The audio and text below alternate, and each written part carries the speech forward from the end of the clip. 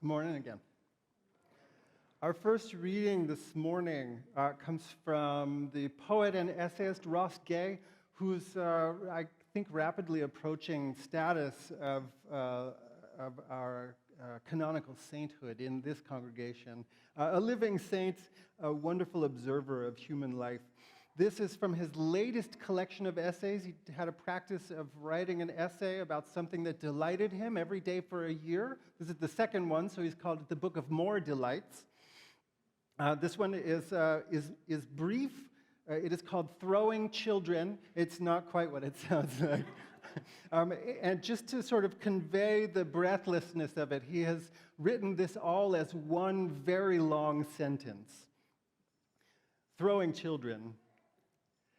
It is some miracle, some delight when a kid who has a hard time becomes a kid who's having a good time, in no small part thanks to you throwing that kid in the air again and again on a mile-long walk home from the Indian joint as her mom looks sideways at you like, you don't need to keep doing that, because you are pouring with sweat and breathing a little now. You're getting a good workout. But even though it's sometimes very hard for you to believe, you say, I'm good, because the kid laughs like a horse up there, laughs like a kangaroo, beating her wing against the light because she laughs like a happy little kid.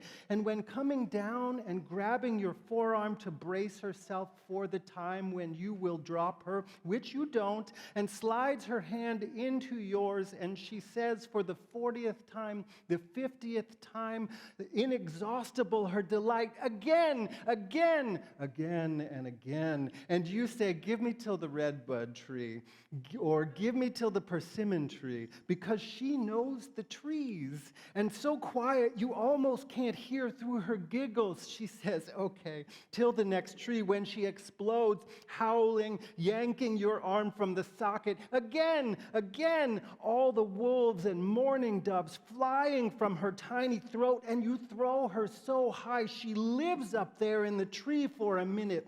She notices the ants organizing on the bark and a bumblebee carousing the little unripe persimmon in its beret. She laughs and laughs as she hovers up there like a bumblebee, like a hummingbird up there, giggling in the light, like a giddy little girl up there. The world knows how to love. Ross Gay. The second reading also involves a child. It's a little less giddy. It comes from the Bible. It's a Bible reading that Priscilla just mentioned from the first book of Samuel, 1 Samuel chapter 3. And it talks about the boy Samuel and the priest Eli. It says, now the boy Samuel lived at the temple and was ministering to the Lord under the priest Eli. The word of the Lord was rare in those days. Visions were not widespread. At that time, Eli, whose eyesight had begun to grow dim so that he could not see, was lying down in his room. The lamp of God had not gone out yet, and Samuel was lying down in the temple of the Lord where the ark of God was. That detail about the lamp of God not having gone out yet just means that it was still dark, but the dawn was approaching. And then the Lord called, Samuel, Samuel. And he said, here I am, and ran to Eli and said, here I am, for you called me. But he said, I didn't call. Go lie down again. So he went and lay down. The Lord called again, Samuel. And Samuel got up and went to Eli and said, here I am, because you called me. But he said, I did not call my son. Lie down again. Samuel did not yet know the Lord, and the word of the Lord had not yet been revealed to him. The Lord called Samuel again a third time, and he got up and went to Eli and said, here I am, because you called me. Apparently without an attitude. Then Eli perceived that the Lord was calling the boy. So Eli said to Samuel, go lie down, and if they call you again, say, speak, Lord, for your servant is listening. So Samuel went and lay down in his place. Now the Lord came and stood there, calling as before, Samuel, Samuel. And Samuel said, speak, for your servant is listening. The subject line of the email said, Hineni. I was confused by that, about as confused as you were. Had my friend Holly just drunk emailed me? Did her fingers have some sort of slip? Then she sent the email anyway? It turned out to make perfect sense, this subject line, Hineni. But I should say, Holly and I went to high school together.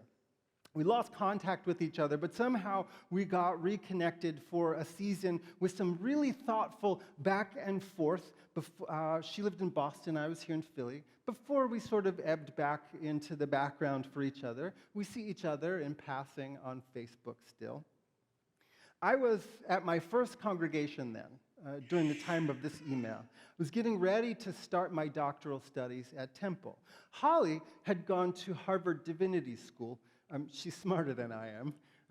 And she wanted to do journalism that was focused on how religion shows up in the world. Those are two things that are pretty interesting to me. So we emailed back and forth a lot about religion and about the world. And somewhere in there, she sent me an email with this subject line, Hineni, Hineni.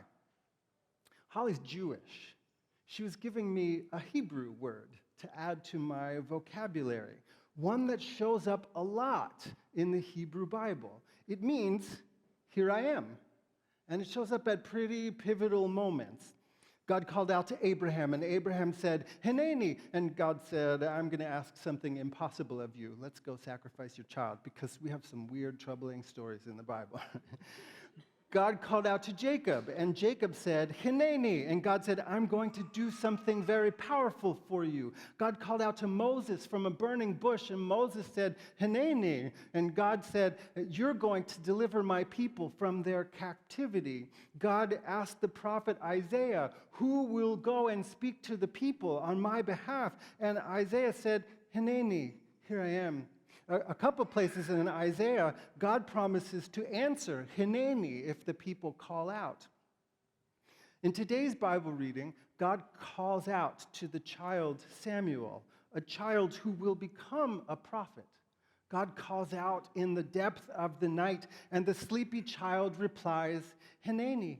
He runs to the priest who is his caretaker, and he's got the attitude right, but the audience wrong. Hineni, here I am. I'm present. I'm listening. I'm paying attention. I'm ready to hear what you're going to tell me, my trusted grown-up.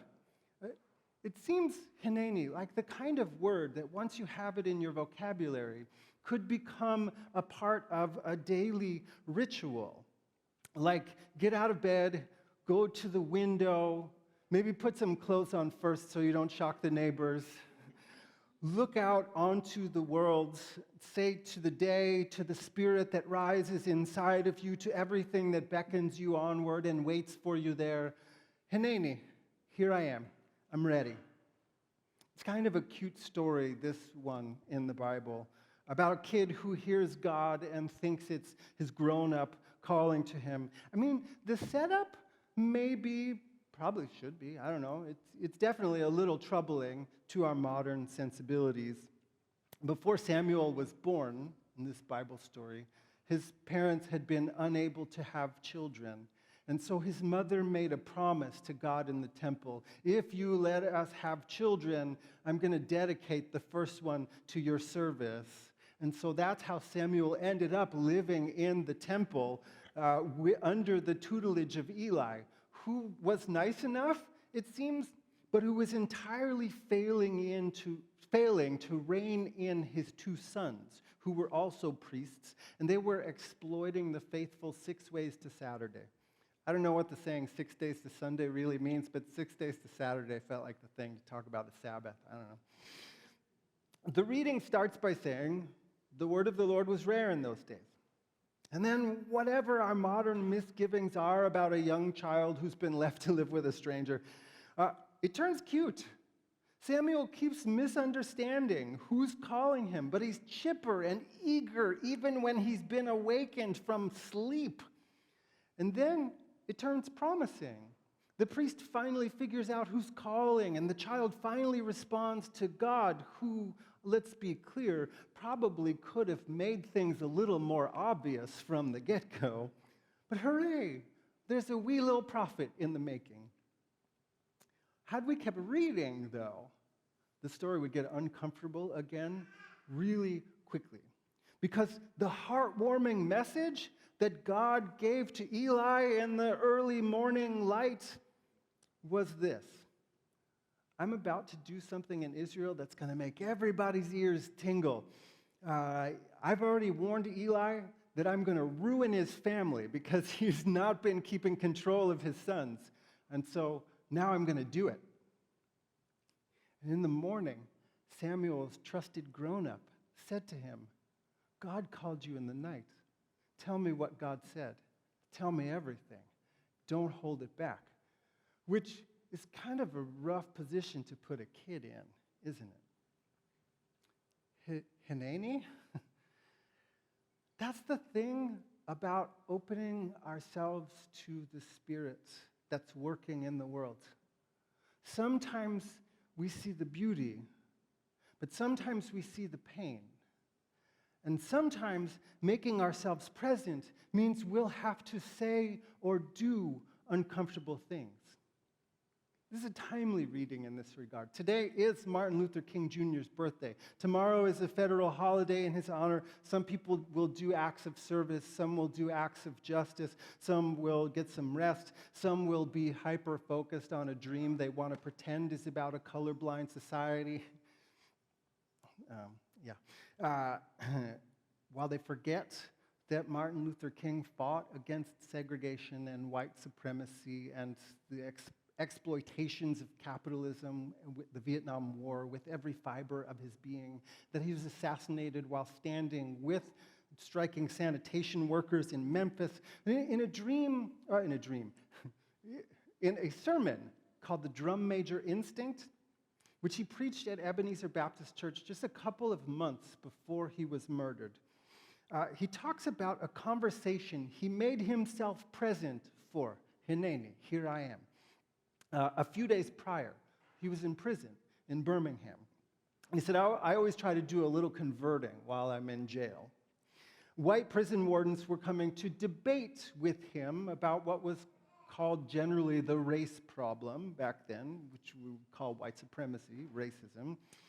You wouldn't think he was obligated to engage, but Hineni, he said, I'm going to quote him at length here, so I would get to preaching, and we would get to talking calmly, because they wanted to talk about it.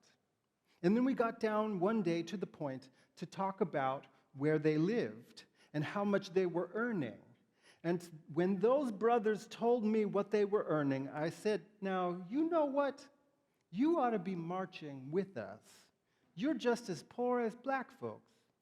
And I said, you are put in the position of supporting your oppressor because through prejudice and blindness, you fail to see that the same forces that oppress black folks in American society oppress poor white people. And all you are living on is the satisfaction of your skin being white and thinking that you are somebody big because you are white. And you're so poor, you can't send your children to school. You ought to be out here marching with every one of us every time we have a march. It's a brilliant move, patient and courageous, the deep wisdom of a prophet who said time and time again, here I am, to God, Hineni, and who, because he said it time and time again to God, was able to say it to humanity, even to the humanity of those who refused to recognize his. Hineni, here I am, being open, being present. It would be nice if we could limit that to feeling our hearts and ourselves enlarged by wonder, to let life be an unbroken chain of praise and gobsmackery. I might have made that word up. The sunrises and sunsets that drop our jaws in awe. The delight of watching children build their own humanness, one new word, one new gesture, one new discovery, one new skill at a time. The warm nuzzle of our animal companions, the satisfaction of creating something artistic or practical. But being present, really present, requires honesty and truth. It means we're also left open. We have to be open to the rest.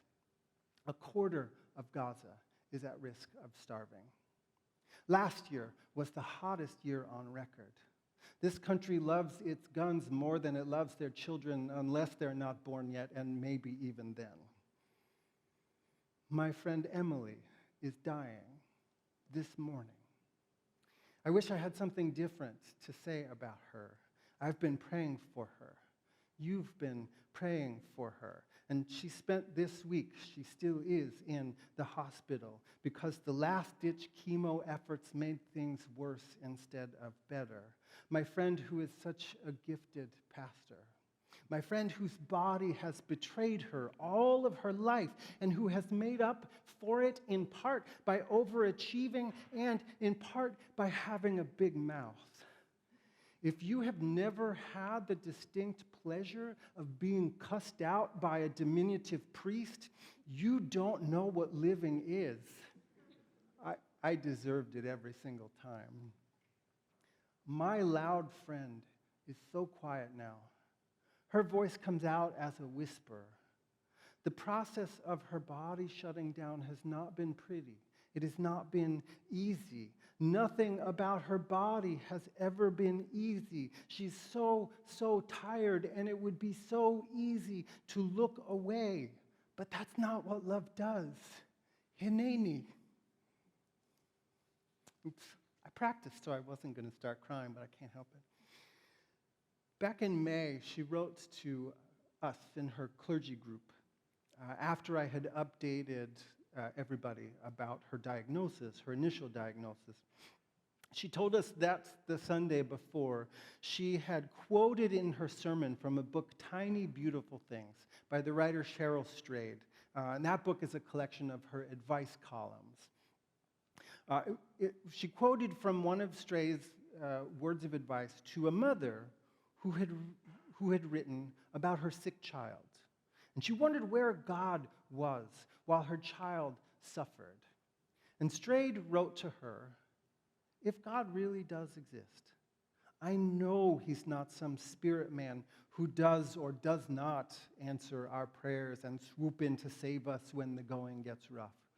So what if we thought about God differently and realized that God maybe isn't as much in the answers to our prayers, but in the people praying for us? Because those people have said, Hineni, here I am.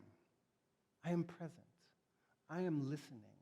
I am ready for the beauty, for the pain, for the work, for the rest, for community, for self-reflection, for the grief, for the love, the whole expanse of life, that which needs to be changed, that which needs to be embraced, that which needs to be lamented, that which needs to be celebrated.